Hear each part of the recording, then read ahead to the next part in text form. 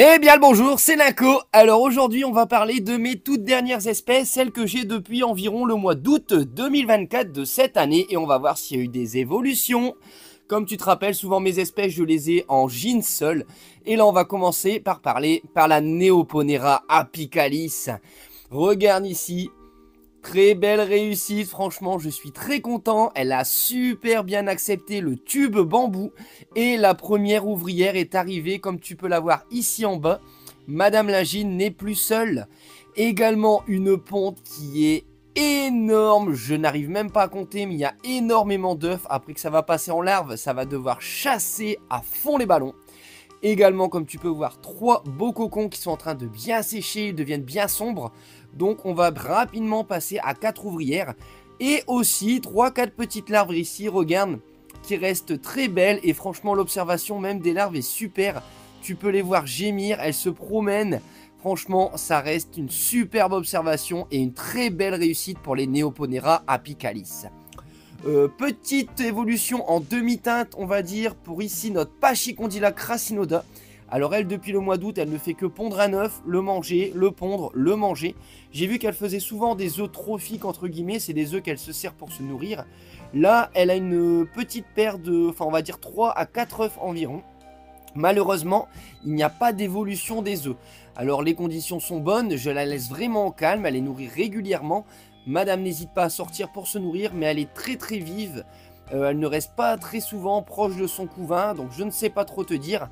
Et Monsieur Tropicante a décidé de m'en ramener une deuxième, car il pense qu'elle est peut-être très peu fécondée.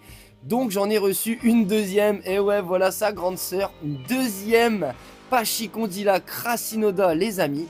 C'est ça que j'avais dit pour la première j'espère, je pense que je m'étais peut-être trompé. Donc voilà une deuxième Pachy. Celle-ci, elle a ses 2-3 œufs qui sont là-bas au fond du tube bambou. Là, j'ai pris l'option de la mettre dans un tube bambou qui est plutôt gros, hein, c'est du 30 mm. Cette espèce, par contre, elle m'a l'air beaucoup plus calme que sa sœur que j'ai reçue 2 mois avant. Donc elle est plus tranquille, elle est plus calme, elle prend soin de ses œufs. Je vous tiendrai au courant, bien sûr, de l'évolution s'il y en a une. On croise les doigts pour elle, pour qu'elle évolue et qu'on ait des gros tanks à la maison. Ici, l'espèce qui me tient tant à cœur, une espèce hyper rare et qui a un système de défense qui est hors du commun. Regarde, c'est l'Ondotomachus biomatus. Celle-ci, je t'avais parlé quand elle était arrivée. C'est une espèce qui est censée mettre son gastre en dessous de son thorax en mode sulfateuse. Et regarde, elle décide de me le faire pour la première fois. C'est la première fois que j'observe ça sur une vidéo. C'est lorsque je les ai filmées. Donc elles ont certainement vu la lumière, ma caméra s'approchait, elle se met en mode défense. Donc d'ailleurs regarde, elle a pris une belle larve entre ses grosses mandibules qui s'ouvrent à 180 degrés, je te rappelle. Et comme tu peux voir, regarde, elle vient replier complètement son gaz par devant, pardon. Elle le passe par en dessous de son thorax.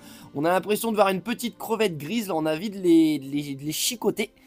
Et en fait, elle fait ça pour se défendre. Son aiguillon est prêt à charger.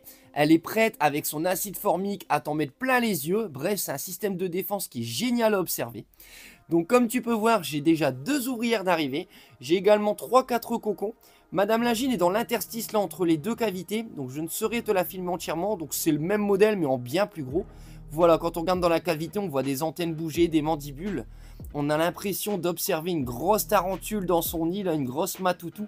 Mais non, ça reste une toute petite Ondotomachus. Bref, très belle réussite aussi. Des œufs, des larves, des cocons et des naissances, je suis trop fier.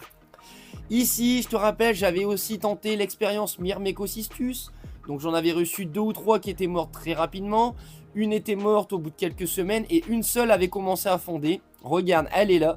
J'ai des larves, j'ai des cocons, j'ai eu 3 ouvrières. Mais malheureusement, bah c'est pas une Myrmecocystus.